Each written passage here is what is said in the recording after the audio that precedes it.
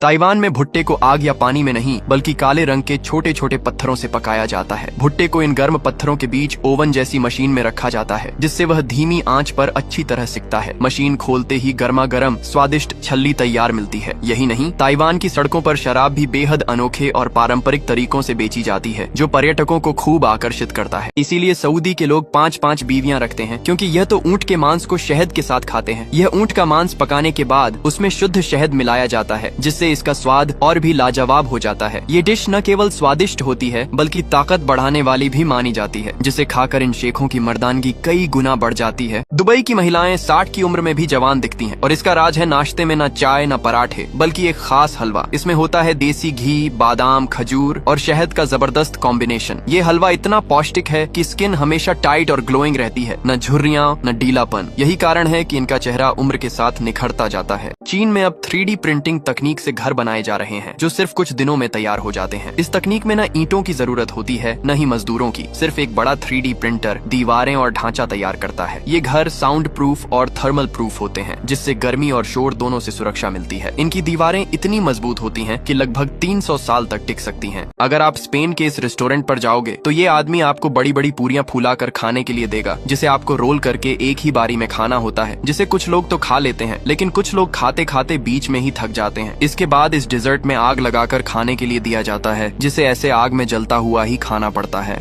चीन के इस सीढ़ी पर अगर आपने चढ़ने की कोशिश किया तो आप ऊपर नहीं बल्कि ऊपर ही चले जाओगे, क्योंकि इस सीढ़ी को इस तरह बनाया गया है कि एक साइड ये ऊपर जाता है तो दूसरी साइड ये नीचे आता है, फिर यही सिलसिला चलते रहता है और इसमें चढ़ने का जो ट्रिक है उसे समझने में आपको काफी समय लगेगा।